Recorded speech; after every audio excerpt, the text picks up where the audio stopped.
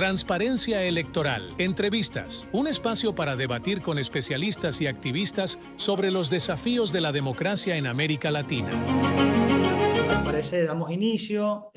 Bueno, le damos la bienvenida a todos y a todas a este webinar en el que vamos a hablar un poco sobre el desenlace, ¿no?, que tuvo la crisis política e institucional de Guatemala en el año 2023, donde hubo unas elecciones generales muy polémicas, en un contexto bastante crispado que ya nos van a estar explicando nuestros invitados, nuestros panelistas, y que tuvo afortunadamente, al menos hasta ahora, un desenlace feliz.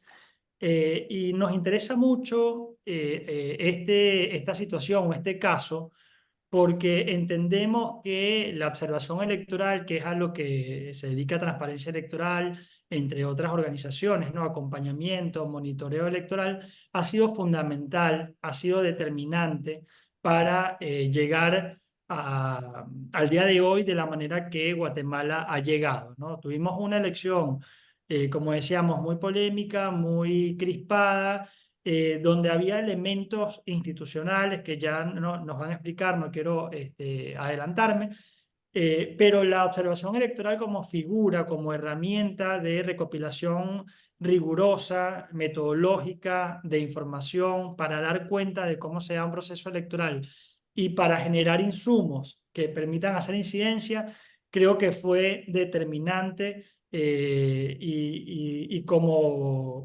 estudioso de la observación electoral, aunque no estuve allí, no tuve oportunidad de estar en esa elección, creo que ha sido un caso de estudio. Creo que la observación electoral ha sido aprovechada, las misiones de observación electoral, las instancias políticas que luego se hicieron con estos informes han podido avanzar en negociaciones gracias a esta herramienta, ¿no? Así que personalmente me pone muy contento que esta elección haya tenido ese impacto a nivel de observación electoral.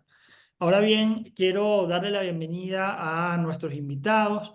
Tenemos hoy con nosotros a Edgar Ortiz, abogado, máster en economía, experto en derecho constitucional y riesgo político, y uno de los analistas que estuvo más activo durante el año 2023, sobre todo la segunda mitad del segundo semestre, analizando esta crisis institucional y política que tuvo Guatemala.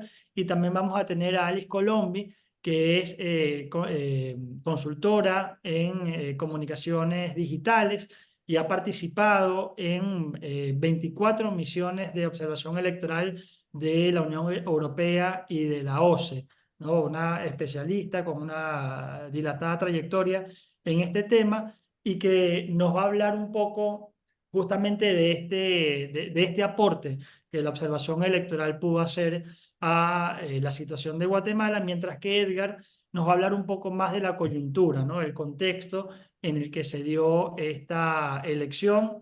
Así que sin más, quiero avanzar con la exposición de Edgar. Edgar, bueno, algunos datos antes de iniciar, ¿no?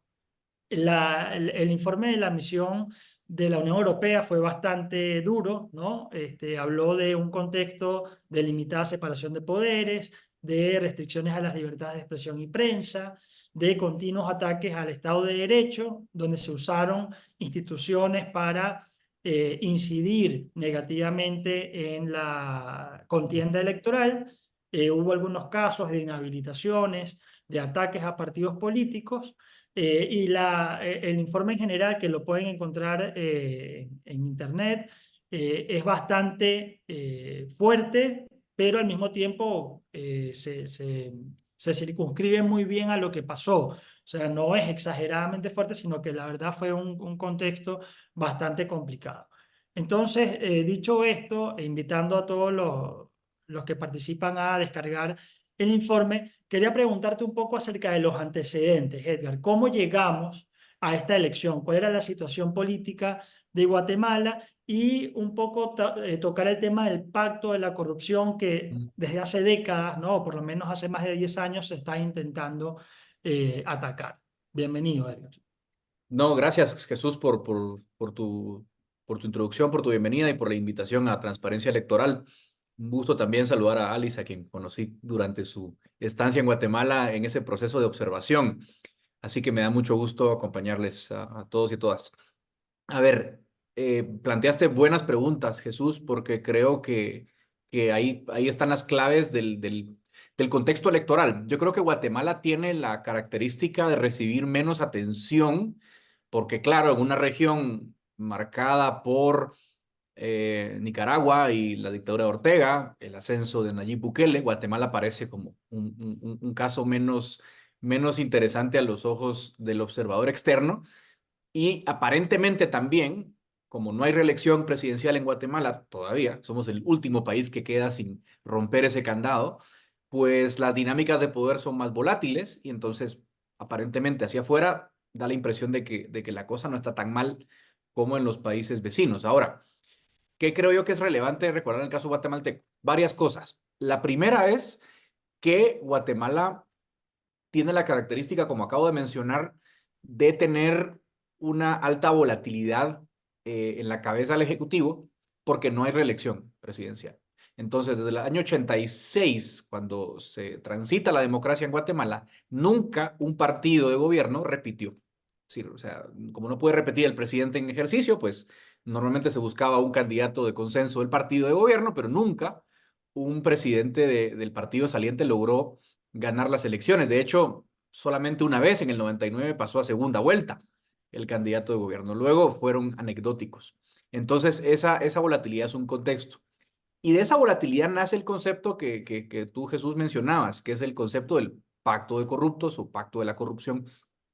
Este realmente fue un concepto que se acuñó en 2017 en el contexto de la lucha anticorrupción. Había una comisión de Naciones Unidas llamada Comisión Internacional contra la Impunidad en Guatemala, CICIG, que estaba apoyando a la fiscalía y en ese momento pues estaba muy activa.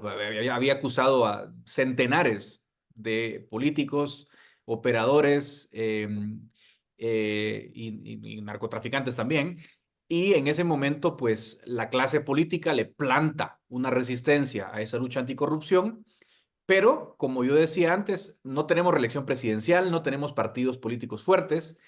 ¿Qué tenías en el Congreso?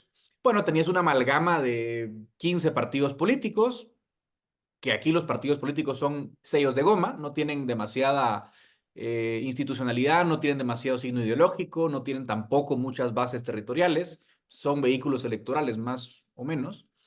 Entonces, ese grupo parlamentario de 10, 15 partidos se coaliga con miras a plantarle cara a esta comisión anticorrupción. Entonces, desde ahí nace lo que llamamos el Pacto de Corruptos, en septiembre de 2017. El pacto ha cambiado de nombres y de algunos personajes, pero en esencia, digamos que hay un anillo central muy poderoso de diputados que tienen 4 o 5 legislaturas de estar en el poder, que se mantienen en partidos que a veces son pequeños, ¿no? Porque cuando tú ves el Congreso y te muestran así aquellas alianzas de 15 partidos, dices, bueno, ¿quién manda en Guatemala? Bueno, pues resulta ser que hay siempre operadores más importantes que otros que están en el centro de poder número uno.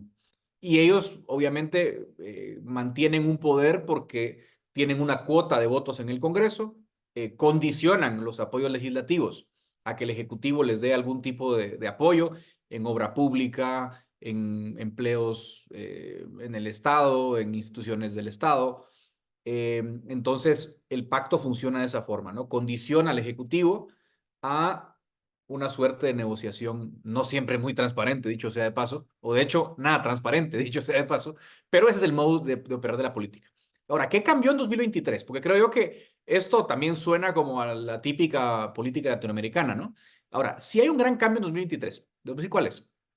Cuando Alejandro Yamatei asume la presidencia en 2020, él asume, como los demás gobiernos, en un contexto de fragmentación política.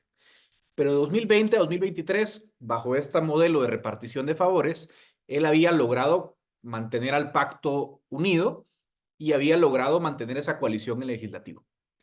Pero hay una suerte de consenso en el pacto de corrupción en 2022 y 2023 en el que se dice, a ver, vamos a analizar el panorama electoral, dicen ellos.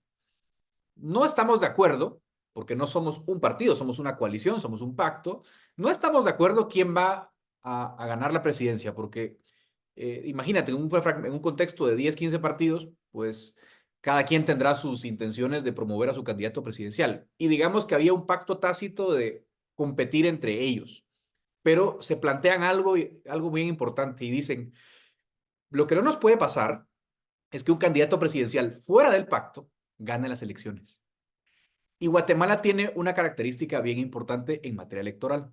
El sistema de conteo de votos funciona muy bien. Entonces, aquí lo de un fraude electoral era una hipótesis para el pacto descartable. Nosotros tenemos un modelo de juntas electorales que desde las juntas electorales de cada distrito hasta las juntas receptoras de votos están controladas por ciudadanos. Entonces, aunque la cooptación institucional existe y de alguna manera esta coalición que llamamos Pacto de Corruptos había logrado colocar gente afín en el Tribunal Supremo Electoral, en la Fiscalía, que es obviamente el arma más poderosa del pacto, en la Corte Constitucional, en la Corte Suprema de Justicia. Si bien tú controlabas o ellos controlaban todos los espacios de control, sabían que el día de la elección, las juntas electorales, las juntas receptoras de votos, no las controlan. Entonces decían, bueno, es muy simple. Nosotros vamos a filtrar quién compite y quién no. ¿Cómo? Bueno, judicializando cualquier inscripción de candidaturas, cualquier registro de candidaturas, e inhabilitando aquellas candidaturas que no pertenezcan al régimen. Y ahí empieza una seguidilla de descalificaciones que podemos comentar más adelante, pero resumiendo, descalifican a 3 candidatos presidenciales que ellos sienten que son de la oposición y tienen alguna chance. Roberto Arzú, que es alguien un populista, digamos, de derecha, Telma Cabrera, que es extrema izquierda, y luego un personaje que apareció un poco sorpresivamente, llamado Carlos Pineda, que es un empresario local, que también aparecía como primero en las encuestas. Entonces descalifican a todos en ese camino y dicen, bueno, obviamente hay que dar apariencia de legitimidad. La oposición que no tiene ninguna chance de ganar, esa que quede y que compita. Ese fue un poco el cálculo que hizo la coalición gobernante. Lo que la coalición gobernante no esperó es que, evidentemente, el 25 de junio, Bernardo Arévalo y el partido Semilla, que eran una oposición bastante pequeña, porque si ustedes ven a Semilla en la legislatura 2010, 2020, 2024, tenía apenas 7 escaños de 160. Entonces, para los ojos de ellos, era una oposición inofensiva que podía competir porque no causaba ninguna amenaza real para ellos, a los ojos de ellos.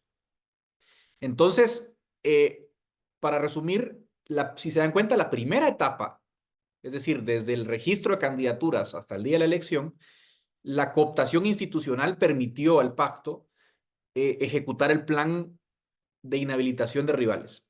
Y digamos que hasta el 25 de junio el plan iba como ellos lo esperaban. Ahí hay una fecha de corte que es importante. El 25 de junio de 2023 se celebra la primera vuelta y, sorpresivamente, Sandra Torres, que es una vieja candidata conocida en Guatemala, y Bernardo Arévalo, del partido Semilla, digamos, de los partidos más de oposición imposible, ¿no? Pasan a segunda vuelta. Como ya sabemos, hay una sola ley universal en la política guatemalteca y esa ley, muy parecido al caso peruano, es que en una segunda vuelta, no importa quién compita contra Sandra Torres va a perder siempre. Entonces, el pacto de corrupción dice, estamos en problemas, ¿no? O sea, definitivamente sabemos que va a ganar Arévalo porque Sandra Torres nunca ha ganado una segunda vuelta. Y creo yo que es cuando se recrudece la situación de Guatemala, porque ante los ojos del pacto de corrupción, el hecho de que ya las elecciones celebradas estuviesen públicas, la única alternativa que a ellos les quedaba para rescatar sus planes era atacar la elección. Y ahí es donde para mí el rol de las misiones de observación se vuelve muy importante, porque las misiones de observación, si ustedes ven los informes preliminares de enero a junio, ya te señalaban todos los males. No hay libertad de expresión, hay inhabilitaciones arbitrarias, hay una judicialización ridícula del proceso, que es un tema que da para otro webinar solamente ese tema. Ya las misiones de observación te venían advirtiendo de los problemas, pero en el momento que el pacto ataca la elección, ya se vuelve todavía más relevante las misiones de observación, porque fueron las elecciones de Guatemala más observadas de la historia. O sea, la Unión Europea fue muy importante, la OEA fue muy importante, pero también vinieron decenas de misiones de observación de otros países. Y todas las misiones de observación coincidían en que, bueno, todo lo que pasó antes del 25 de junio era muy cuestionable, pero que lo que ocurrió el 25 de junio, en el momento de la elección, había sido ordenado. Es decir, el conteo de votos fue ordenado, fue transparente, siguiendo los procesos y que los resultados que los guatemaltecos conocían eran los correctos. Edgar, perdóname que te interrumpa allí. Es muy interesante lo que dices porque es cierto y uno puede encontrar no solo informes de observación electoral de misiones especializadas, sino también de organismos internacionales como Human Rights Watch, por ejemplo, que ya estaban advirtiendo del tema de inhabilitaciones, de la falta de Estado de Derecho, etcétera. Ahora, tú hablabas del pacto de corrupción y cómo este cooptó algunas instituciones, ¿no? O hasta alguna medida todas las instituciones. Pero lo que pasa después del 25 de junio es, o parece ser como una pelea institucional a cielo abierto, o sea, donde uno no sabía cómo iba a terminar esa disputa, porque había niveles de las instituciones que estaban cooptados y niveles que no.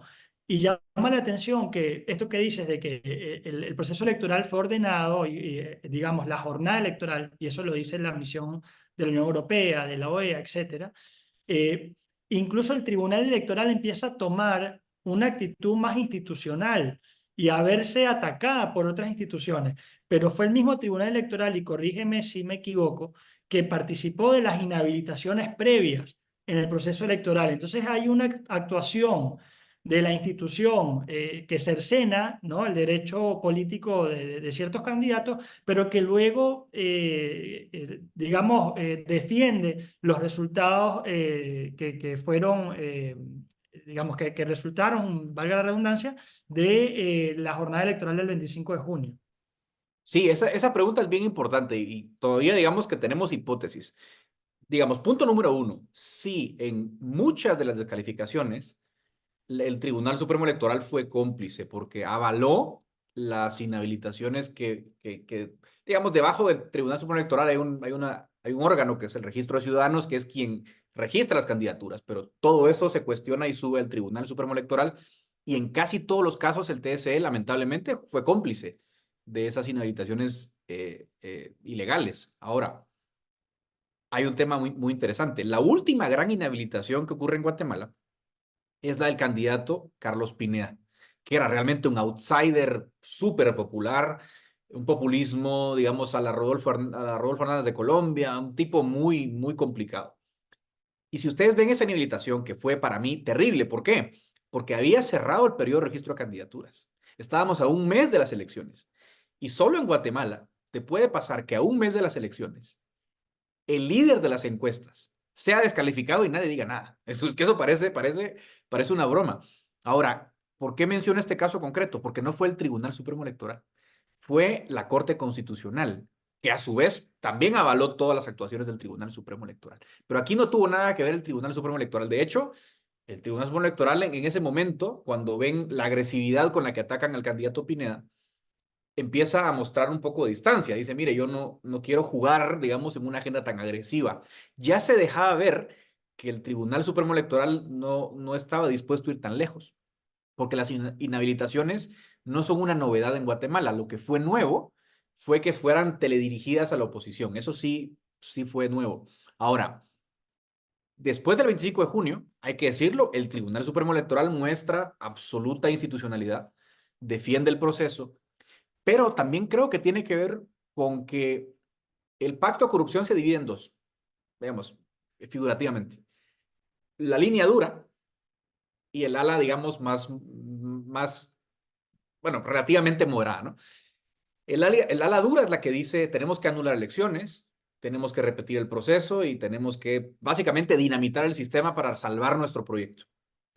Y creo yo que esa agenda radical que invitaba prácticamente a hacer tierra rasa de la institucionalidad, aliena a aliados que en su momento fueron como el Tribunal Supremo Electoral, la Corte Constitucional, empiezan a tomar distancia de la línea dura y empieza a prevalecer una línea más moderada que dice, bueno, está bien, pongámosle obstáculos al proceso de transición de Arévalo, pero dejemos que llegue débil, ¿no? Entonces, para ir terminando, lo que ocurre desde julio en adelante es que la fiscalía se vuelve el actor más agresivo. La fiscalía, el Ministerio Público, hay que recordar, tiene en sus filas a una fiscal general que tiene 2 sanciones de Estados Unidos como actor corrupto y antidemocrático. Recordemos que en sus filas de la Fiscalía contra la Impunidad, que es la que encabeza todos los ataques al proceso electoral, también todas sus altas filas están sancionadas por los Estados Unidos. Los jueces que curiosamente, por razones del sistema legal guatemalteco, conocen esos casos, también están sancionados. Y ahora también, y aquí voy a hacer otro acopio a la importancia de la misión de observación electoral de la Unión Europea, la Unión Europea también terminó sancionando a todos los actores que encabezaron el intento de golpe de Estado. Lo voy a llamar golpe de Estado porque desconocer elecciones es un golpe de Estado. Y yo creo que en buena medida la Unión Europea, el Parlamento Europeo puede actuar y la Comisión, más bien, bueno, primero el Parlamento Europeo emite una sanción, o sea, emite un pronunciamiento en diciembre del 23, pero luego en enero la Comisión, el Consejo Europeo, eh, formalmente sanciona a los actores que encabezan el golpe. Y yo creo que la Unión Europea no hubiese podido tener esa capacidad de reacción de no ser porque los insumos que le da la misión de observación electoral le dan todos los elementos para hacerlo. Y hay que decirlo también, Estados Unidos retiró más de 300 visados a los distintos cómplices del golpe y hace menos de 2 semanas, Canadá se sumó también a esta batería de sanciones, evidenciando de nuevo que todo lo que la observación logró recopilar al final se materializó en sanciones que fueron cruciales, hay que decirlo, para que la agenda más dura de golpe no tuviera éxito en 2023. Bueno, Edgar, muchas gracias. Vamos a volver seguramente después con alguna pregunta. Quiero darle la bienvenida a todos y todas las personas que nos acompañan, entre ellas autoridades electorales a nivel nacional y subnacional que he podido ver allí entre los participantes. Los invitamos a hacer preguntas, comentarios a través del chat y luego al final de las exposiciones podemos darle respuesta o darle algún comentario por parte de los panelistas. Ahora bien, vamos a pasar a la segunda parte de este encuentro con Alice Colombi. Alice, como decía, ha sido parte de 24 misiones de observación electoral de la Unión Europea y de OSCE. Es especialista en comunicaciones, ha tenido un papel fundamental en este tema. Y Alice, antes de darte la introducción o la palabra, 3 o 4 puntos que destaco, ¿no? Del informe de la misión de observación electoral de la Unión Europea. Se habló mucho del uso de redes sociales para desprestigiar el proceso electoral, ¿no? Desprestigiar la integridad y la transparencia de la elección. Se usaron cuentas a veces auténticas, a veces bots, y se notó un comportamiento sofisticado en redes sociales para justamente desprestigiar o deslegitimar los resultados electorales que evidentemente no eran favorables para este pacto del que hablaba Edgar, ¿no? Y por otro lado, se destacó una gran censura y autocensura. Hubo incluso diarios que fueron cerrados, periodistas que fueron condenados, algunos periodistas tuvieron que abandonar el país. O sea, estuvo bastante condicionada y limitada la libertad de expresión, ¿no? Te menciono esto porque obviamente Alice entra dentro de tu campo de estudio. Alice va a tener, digamos, 2 secciones y ya con esto te dejo, Alice. Una primera para hablar de la naturaleza de las misiones de observación electoral de la Unión Europea, cómo funcionan, cómo se integran, qué tipo de personal incorporan, cómo son sus informes, y luego va a darnos más su opinión sobre este tema de monitoreo de medios, específicamente de las elecciones de Guatemala. Bienvenida, Alice. Muchas gracias. Antes de todo, muchas gracias por la invitación, por darme la oportunidad de compartir sobre un tema tan relevante y tan cercano para mí. He preparado una presentación para acompañar a la exposición. Se ve, ¿no? Se ve todo. Pues como decías, empezaría por una introducción del marco metodológico, porque no sé qué familiaridad hay entre los participantes con el trabajo, los procedimientos que caracterizan el despliegue de una misión de observación electoral de la Unión Europea, y un poco más, daría un poco más en el caso de Guatemala, con un enfoque especial sobre el ámbito de estudio al que me dedico más específicamente. Os dejo mirar este video. Desde el año 2000, la Unión Europea ha enviado más de 160 misiones de observación electoral a más de 60 países de todo el mundo. La UE está comprometida a apoyar la celebración de elecciones creíbles e inclusivas a escala mundial para fomentar la transparencia, apoyar los derechos humanos y reforzar la confianza pública en los procesos electorales. ¿Qué es una misión de observación electoral? Bajo el liderazgo de un diputado del Parlamento Europeo, se envían observadores independientes que supervisan y evalúan la conformidad del proceso electoral con las normas regionales e internacionales y la legislación del país anfitrión. ¿Cómo observa elecciones la UE? Nuestra metodología se basa en los principios para la observación de elecciones reconocidos por las Naciones Unidas y se aplica de manera uniforme a todas las misiones electorales de la UE.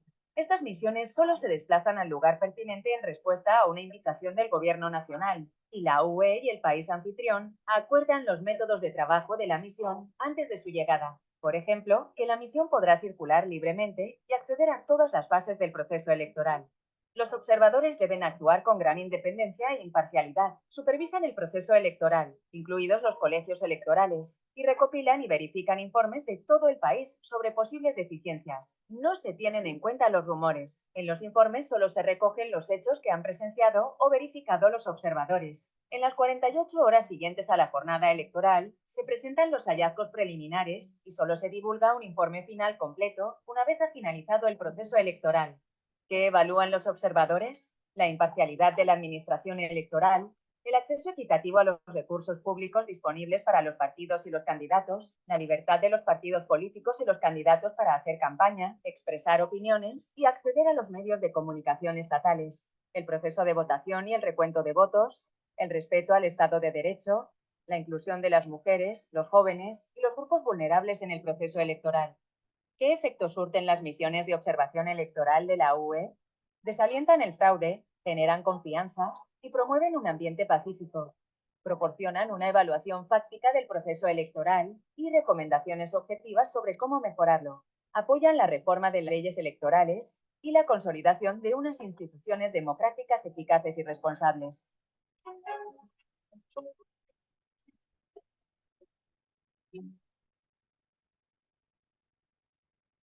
Pues aquí creo que se resumen de manera muy eficaz todo el marco metodológico, pero entramos un poco más en los detalles y creo que también es interesante entender cómo funcionan en concreto las misiones de observación electoral. Básicamente, ¿por qué observar en un país y no en otro, por ejemplo, ¿no? Entonces, esta decisión la toma el alto representante sobre la base de las invitaciones recibidas por distintos países. Primero de todo, es muy importante subrayar que el primer paso para empezar todo este proceso es recibir una invitación. En este caso, el alto representante decide cuáles misiones se desplegarán previa consulta con los Estados miembros y el Parlamento Europeo. Una vez tomada esta decisión, se envía una misión exploratoria al país que suele desplegarse unos 5 meses antes de las elecciones, más o menos, unos 3 meses antes del despliegue de la misión, para evaluar si una misión de observación electoral en formato estándar es aconsejable, realizable y útil sobre la base de varios factores, entre otros, seguridad. Después de decidir el despliegue de una misión, el alto representante nombra un jefe de misión o una jefa de misión que siempre es un miembro del Parlamento Europeo, mientras que los expertos del equipo central se seleccionan en función de su experiencia tras una convocatoria pública. Los observadores de corto plazo y de largo plazo son designados por la Comisión Europea y el despacho del Servicio Europeo de Asuntos Exteriores a partir de una selección de candidatos que son propuestos por los Estados miembros de la Unión Europea. El Parlamento puede decidir enviar también una delegación de diputados europeos que se juntan, se incorporan a la misión cerca de las elecciones y en estrecha colaboración con el jefe de misión pueden respaldar las conclusiones de la misión de observación electoral. ¿Y cómo se configuran los equipos? Una misión de observación electoral, al final, en formato estándar, decimos, normalmente al final suele incluir unos 100 miembros, más o menos. Son dirigidas por un jefe o una jefa de misión que, como decía, es un diputado europeo y una deputy, una subjefe de misión que es un miembro del equipo central junto a un equipo de analistas que cubren distintas áreas de observación. Entonces, normalmente un equipo estándar incluye un analista político, un analista electoral, un analista legal, un encargado de prensa, una analista de datos, un analista de medios tradicionales, un analista de redes sociales y un coordinador de los observadores.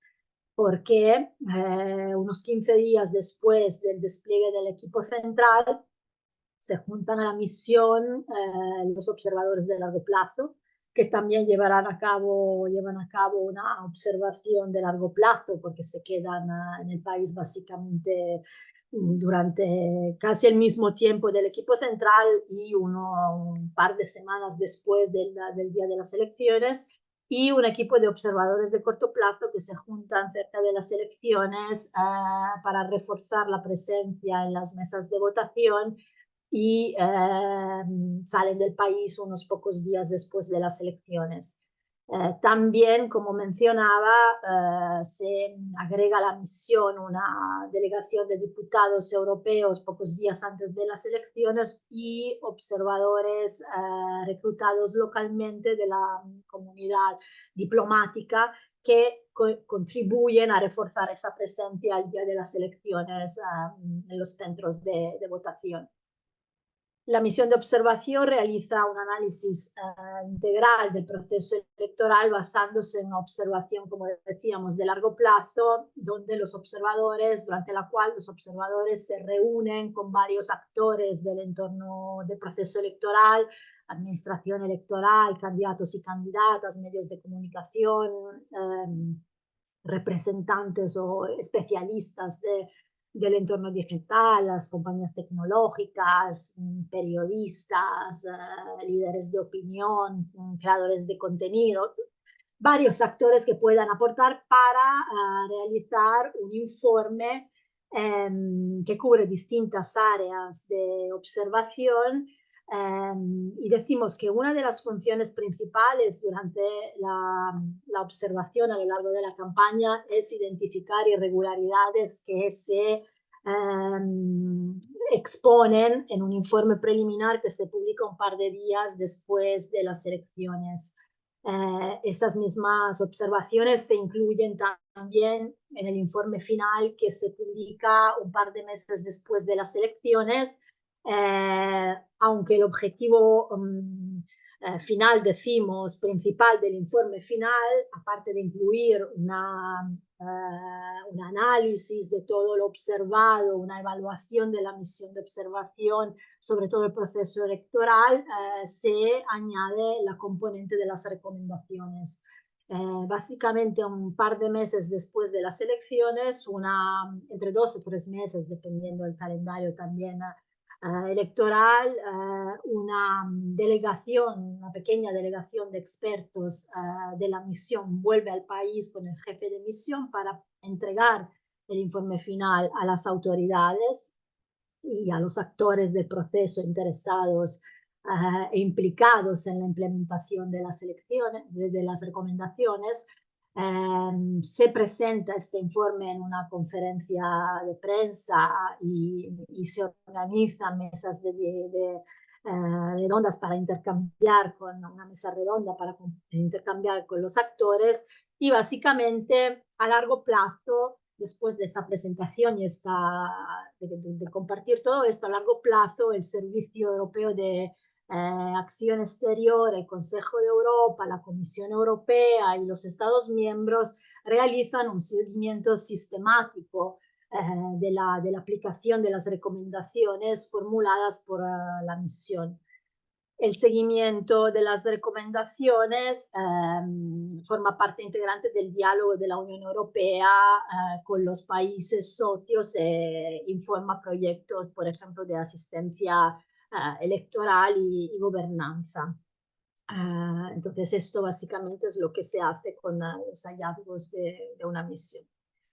Ahora bien, pasando más en concreto al caso de Guatemala, lo que ocurrió fue que en respuesta a una invitación del Tribunal Supremo Electoral, la Unión Europea el año pasado desplegó una misión de observación para observar las elecciones generales, una misión que empezó sus trabajos a principios de mayo hasta septiembre, y hubo una visita de retorno en el mes de noviembre.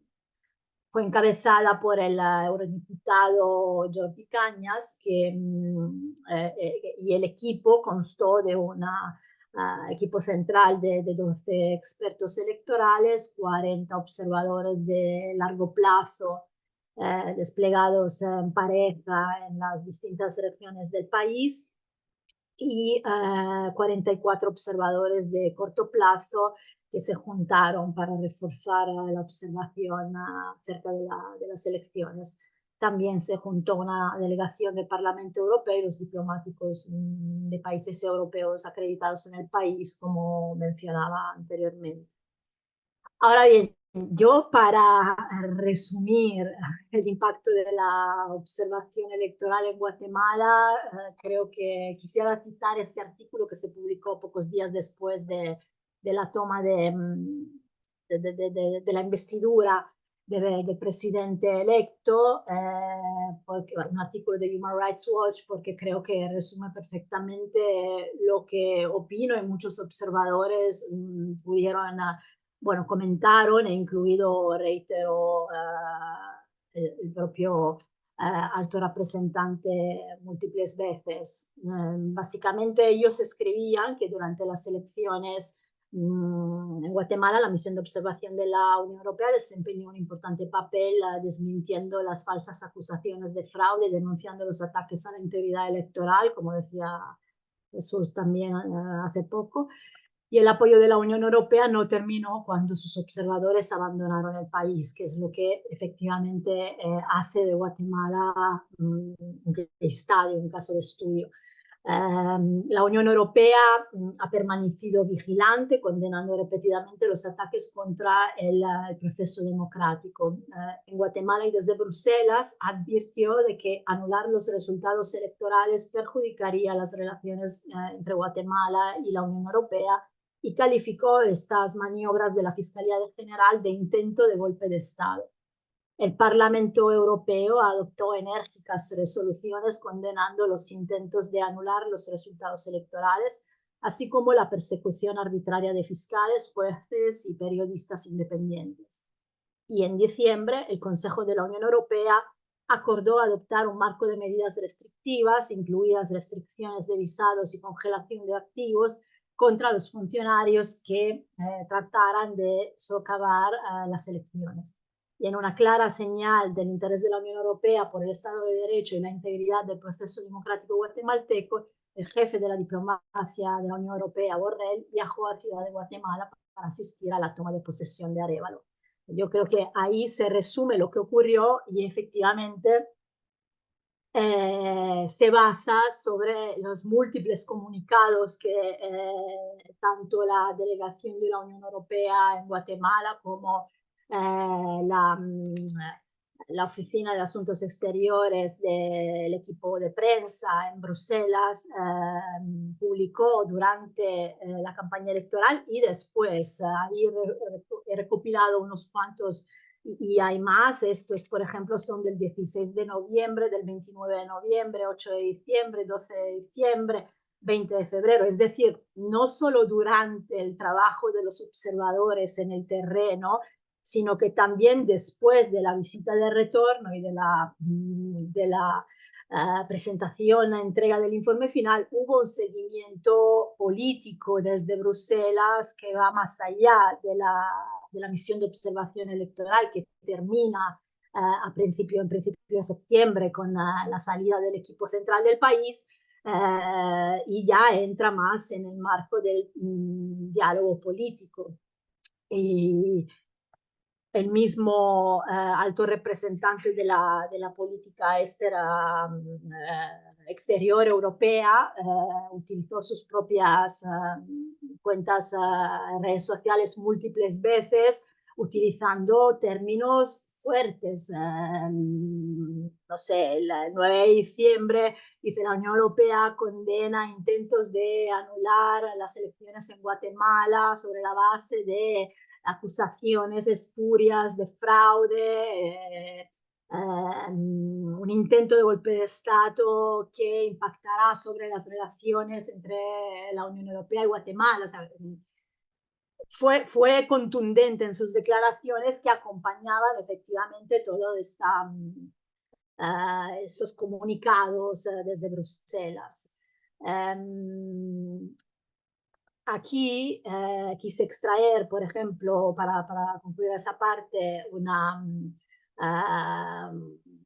un comentario que hizo unos días después de la toma de posesión de Bernardo Arévalo en su blog personal, El Alto Representante, donde, explicando que acababa de viajar a Guatemala para la toma de posesión del presidente Bernardo Arévalo, subrayaba básicamente que la Unión Europea quería dar una clara señal de su compromiso de apoyo al pueblo de Guatemala y a la democracia, y que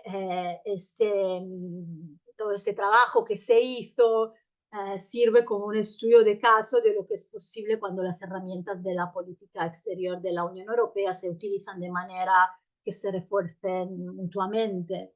Yo creo que en este sentido puedo compartir todas estas fuentes para quien esté interesado, pero efectivamente se ve como en el caso de Guatemala se han alineado todos los elementos para que efectivamente se pudiera acompañar el proceso de una manera eficaz. Aquí dejaría un poco la parte dedicada a la metodología para entrar más en detalle en lo que es el monitoreo de redes y medios tradicionales en el marco de la misión de observación electoral de la Unión Europea, ya que, como mencionabas, Jesús, han sido dos áreas bastante afectadas por todas las turbulencias del proceso electoral en cuestión. Entonces, en general, en misiones de observación electoral con un formato estándar de la Unión Europea suele haber una unidad de monitoreo de medios tradicionales y una unidad de monitoreo de redes sociales. Es decir, hay un experto dedicado que llega al país y recluta X monitores locales, 5, 6, 7 monitores locales, dependiendo de las características del país, para monitorear redes sociales y para monitorear medios de comunicación tradicionales. En el caso de los medios de comunicación tradicionales, el objetivo es básicamente implementar una actividad de monitoreo para dar seguimiento a la cobertura informativa del proceso electoral por parte de los medios de comunicación, radio, prensa, televisión, medios digitales, con el objetivo de averiguar si los partidos políticos y los candidatos tienen acceso libre igual a los medios de comunicación, especialmente los medios de comunicación públicos, de titularidad pública, porque son los que suelen ser estar más sujetos a la normativa en términos de cobertura de la campaña electoral. Verificar si los medios de comunicación cumplen con el marco normativo relativo a quien suelen tener deberes y obligaciones para garantizar la libertad de expresión y en el marco de la campaña electoral. Analizar el tono de la cobertura mediática en los medios de comunicación, siempre hablando de contenidos electorales, evidentemente, comprobar si es posible para el electorado recopilar suficiente información como para poder emitir una decisión informada. Y el analista de medios suele llevar a cabo un análisis para evaluar si el derecho a la libertad de expresión y el derecho de los periodistas de ejercer su profesión libremente se ha respetado y en qué medida. Y bueno, en este caso, la conclusión de la misión de observación electoral en Guatemala, en el informe final se incluye todo el análisis legal, el análisis del paisaje mediático, el monitoreo de medios, las conclusiones, pero decimos que la conclusión principal fue que la cobertura electoral por parte de los medios de comunicación fue bastante equilibrada en un contexto de criminalización y persecución de periodistas, que, bueno, el caso que se conoce más conocido es el arresto de Rubén Zamora un año antes, más o menos, de las elecciones, y que fue condenado a 6 años de prisión y sus condiciones prisioneros, ¿sí? Son especialmente duras, pero no es el único caso. Durante toda la misión de observación electoral, la analista de medios se reunió con medios de comunicaciones, periodistas, expertos, y pudo recopilar información que certificaban un ambiente de presión y de autocensura, como tú mencionaste, importante, que fue denunciado por otras organizaciones que se dedican a promover el derecho a la libertad de expresión en la región y en el mundo. Esto por un lado.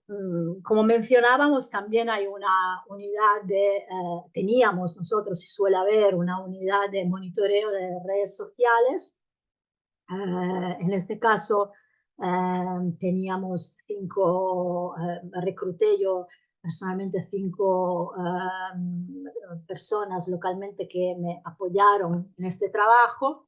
La conclusión principal de nuestra observación fue que la campaña en línea fue marcada por la división extrema, los ataques entre candidatos, la desinformación y la manipulación artificial del discurso político en el entorno digital. Ahora, decirlo así parece fácil, que son 3 líneas, pero detrás de esto hay un trabajo muy complejo, articulado, larguísimo y muy profesional que sustenta estas conclusiones. Entonces, en general, el objetivo de una unidad de monitoreo de redes en el marco de una misión de observación electoral es analizar el contenido electoral en el entorno digital con el fin de evaluar en qué medidas las redes sociales representan una herramienta de campaña para candidatos en las elecciones y una fuente de información también para los votantes. Para llegar a eso se desarrollan distintos proyectos de análisis, se realiza un análisis cuantitativo, un análisis cualitativo de datos, se lleva a cabo un análisis jurídico, el analista de redes se reúne, yo en este caso se reúne con varios actores para entrevistas cualitativas individuales, y se utilizan una mezcla de técnicas de investigación manual y automatizada para recopilar datos y llevar a cabo un análisis más profundo. Se analizaron en Guatemala un conjunto indicativo se construyeron muestras de cuentas, perfiles, grupos, páginas, temas de relevancia nacional, en aras de captar las tendencias clave de la campaña en las plataformas observadas. Otro aspecto que lleva a cabo otro análisis, como menciono aquí, y otra parte importante es el análisis jurídico, es decir, también se lleva a cabo todo un análisis para averiguar que el marco normativo que en marcha en cada país, que puede cambiar en cada país, se respeta. Por ejemplo, con respecto, me estoy pensando en la publicidad política y la campaña en línea en general. Puede haber normas y justamente el monitoreo sirve también para averiguar que todo se cumpla. Se empezó por realizar un mapeo del panorama digital con el fin de evaluar la presencia en las redes sociales de los candidatos presidenciales, los partidos y otros actores de interés, y así comprender la relevancia de cada plataforma como herramienta de campaña en la coyuntura específica de 2023.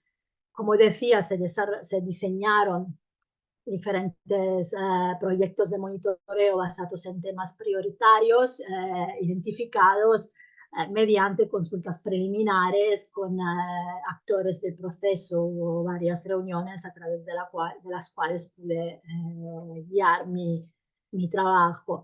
Se realizó un análisis de contenidos electorales en línea con énfasis en las principales narrativas de la campaña, la publicidad política de pago, la desinformación, técnicas de manipulación de contenidos, difusión del discurso de odio, tono del discurso político en la esfera digital y percepción general de la presencia de la misión en el país. Parece una lista de las compras, pero cada punto corresponde a un ejercicio de monitoreo diferente, básicamente. Por esto decía, es muy articulado, porque contarlo parece más sencillo de lo que realmente es. Sabemos el trabajo que hay detrás, Alice. Sabemos que hay mucho trabajo. Noches y días. Sí, no, es muy, o sea, muy detallado, muy profesional y muy sustentado. Lo que sí me quisiera subrayar, y esto no se refiere solo evidentemente a mi trabajo, sino que realmente habiendo formado parte de muchos equipos centrales en varias misiones de la Unión Europea y otras organizaciones, yo siempre consigo sorprenderme un poco más de la atención al detalle que cada experto y cada miembro de la misión realmente tiene en el trabajo que se lleva a cabo. Cada palabra se mide, se escoge, se estudia, que nada es dejado a la casualidad.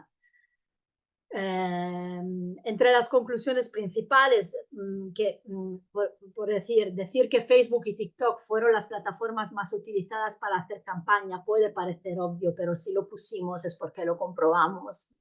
Es esto que quiero decir, ¿no?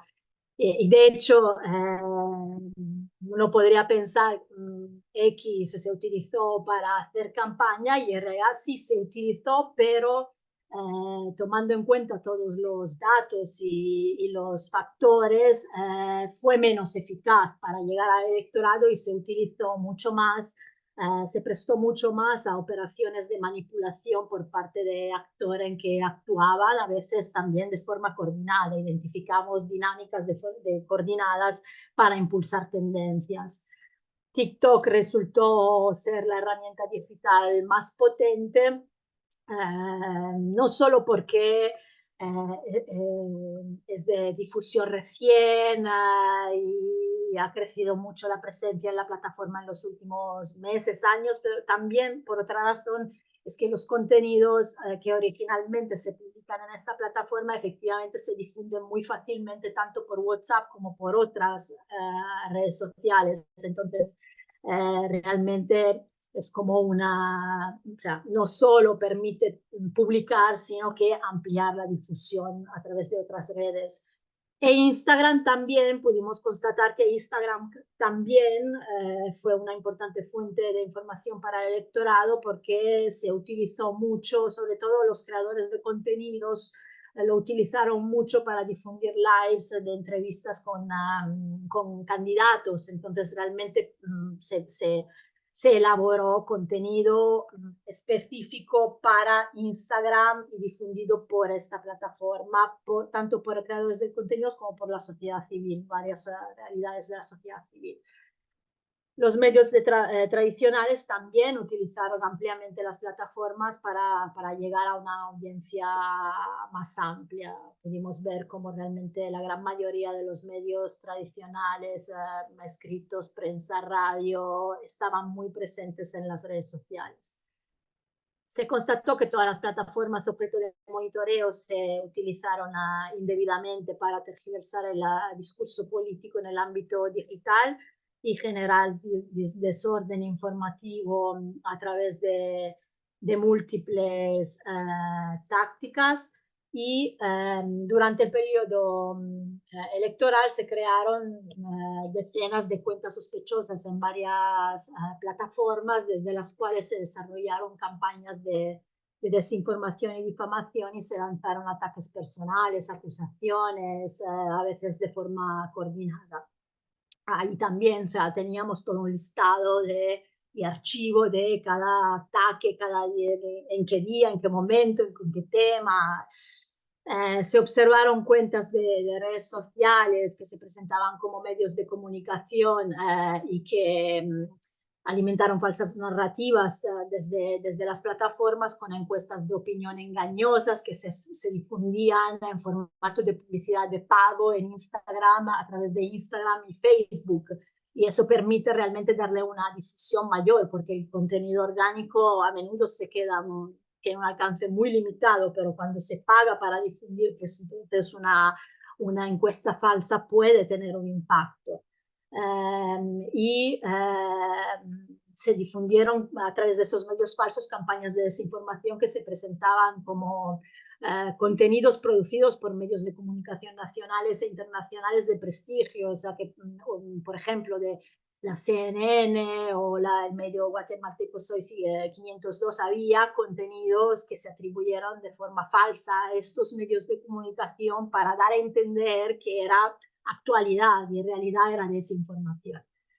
Entonces, podemos hablar, esto para decir que podemos hablar de una elaboración sofisticada de contenido falso que circuló en redes sociales. También identificamos, no lo menciono quizás en la presentación, pero identificamos también unos deepfakes, aunque bastante rudimentales, o sea, que no eran tan engañosos porque en realidad la calidad era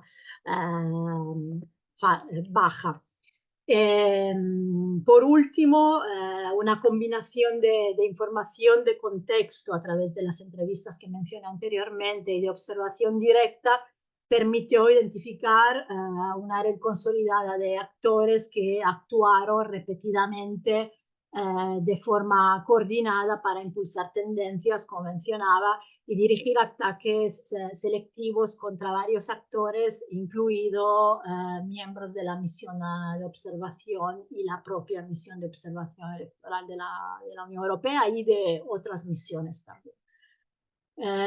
Desde los primeros días del despliegue de la misión, múltiples actores realmente después de un par de días empezaron estos ataques incluso contra la misión.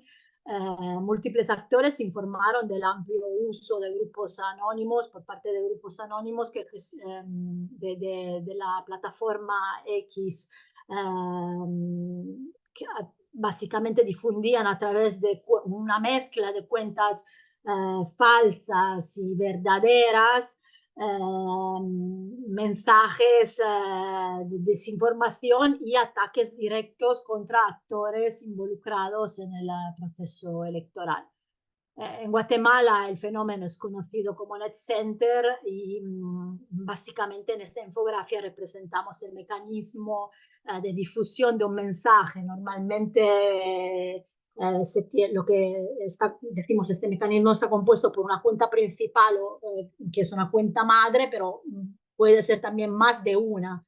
Hay pocas cuentas madres que difunden un mensaje que es recogido por cuentas secundarias que luego amplifican hasta aumentar de manera importante la difusión y potencialmente influir en la opinión pública.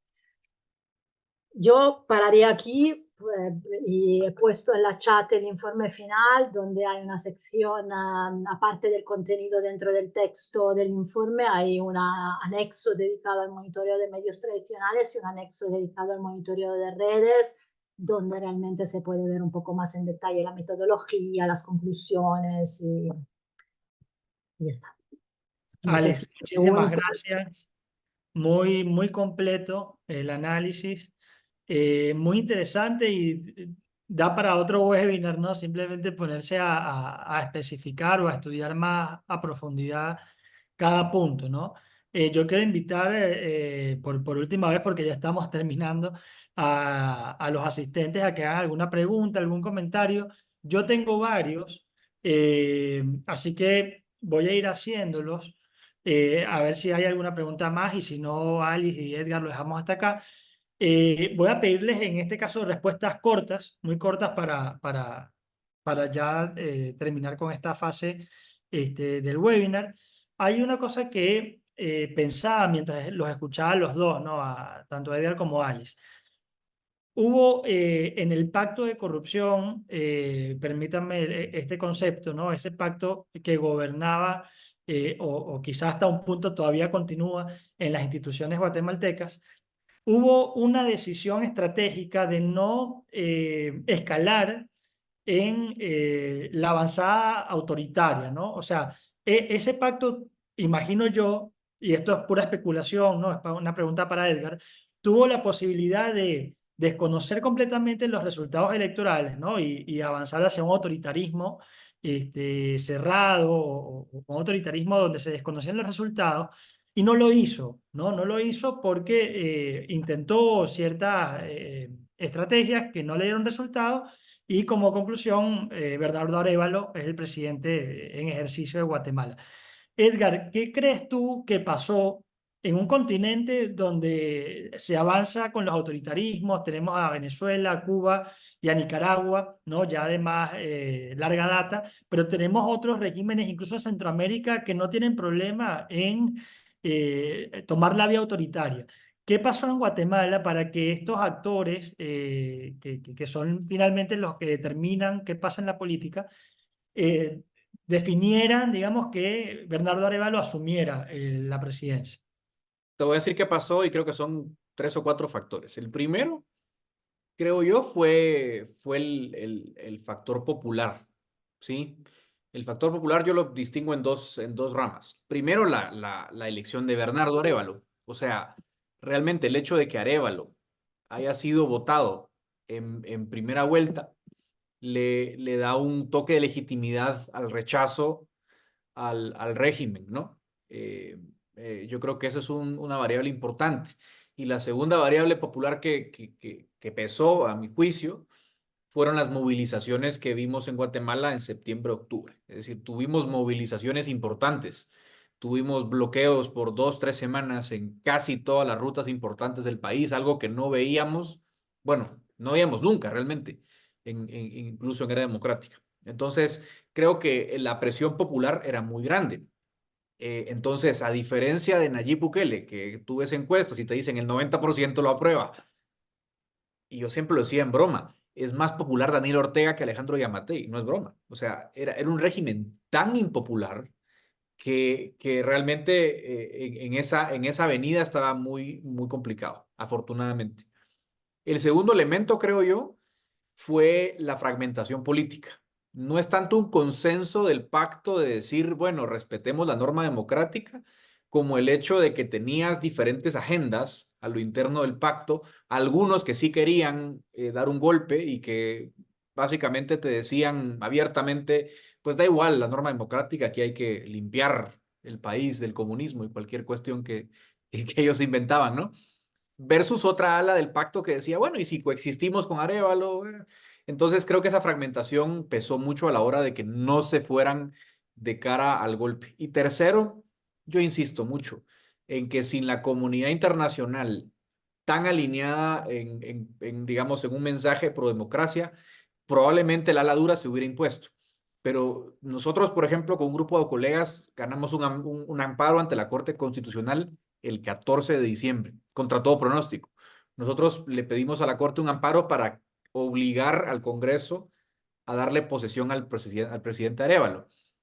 Pensábamos que no iba a tener éxito, pero 3 días antes del fallo definitivo que nos da la razón, Estados Unidos sale con 300 visas revocadas, el Parlamento Europeo sale con el anuncio de sanciones, la OEA, además, ojo, la OEA emite una condena a la situación de Guatemala con solo una abstención, que fue El Salvador, y el resto de votos a favor.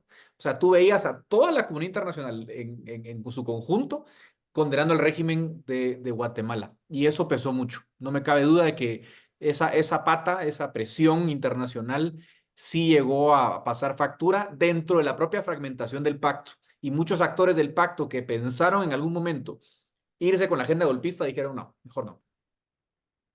Muchas gracias, Edgar. Bueno, se me ocurren muchas más preguntas con esta respuesta, pero lamentablemente estamos muy cortos de tiempo. Alice, yo te quiero hacer dos preguntas ya para finalizar.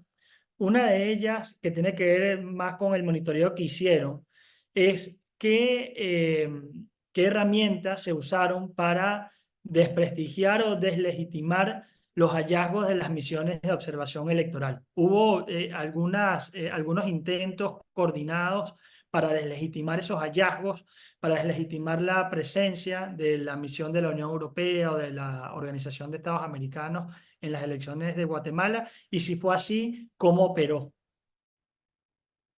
Bueno, sí, está el micrófono. Sí, se utilizaron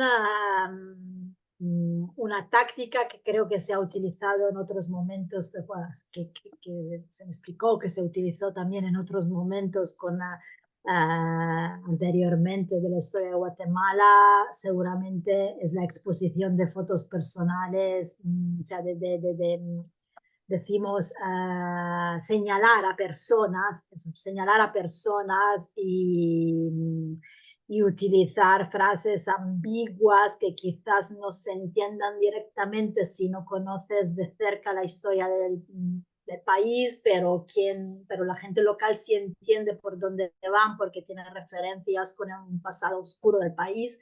Entonces, varias veces aparecieron fotos de observadores, de varios observadores, incluido el jefe de misión,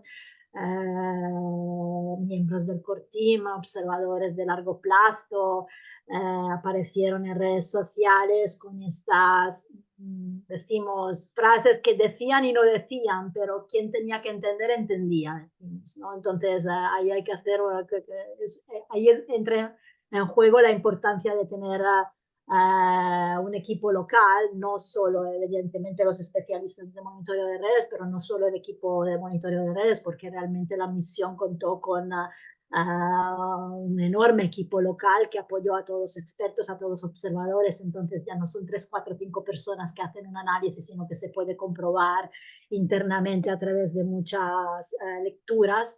Entonces, esta ha sido una medida la más intensa, decimos. De todas formas, en el informe final en el anexo de redes sociales hay un aparato donde se resumen, decimos, con fechas y fuentes, los actores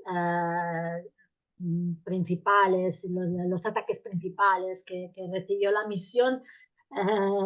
Tengo que decir que yo he estado en muchas misiones de observación electoral.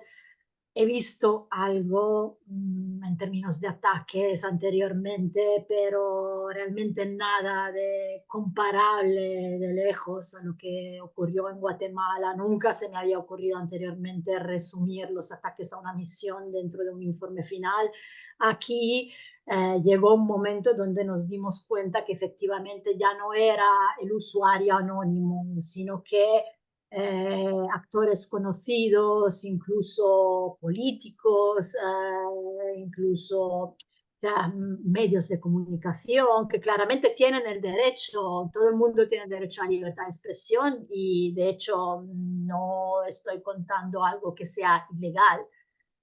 Evidentemente es la libertad de expresión de cada uno opinar, pero dentro del marco de una misión de observación electoral, de una campaña electoral, son elementos que si uno no los recoge y no dibuja, no le da una forma, generan una presión, o sea, llegaron a generar, hubieran podido generar una presión sobre la misión y si no lo hicieron es también o precisamente porque fuimos capaces de leerlos y ponerlos en contexto. Entonces, esto nos permitió también tomar decisiones ponderadas. Pero sí, decimos que creo que lo mejor es echar un vistazo al informe final. Alice, muchas gracias. Edgar también, no solo por estar hoy acá en este espacio y compartir la experiencia, sino por haber tenido el papel que tuvieron en todo el proceso electoral y sobre todo postelectoral, que como dijimos desde un principio ha servido como un caso ejemplar de uso de la observación electoral para resolución de conflictos institucionales. Invito a todos los asistentes a descargar el informe. Allí Alice envió el link para la descarga. Y bueno, nos vemos en una próxima oportunidad. Quedaron muchos temas por tratar. Lamentablemente el tiempo es corto, pero esperamos vernos en una próxima oportunidad. Gracias Edgar, gracias Alice.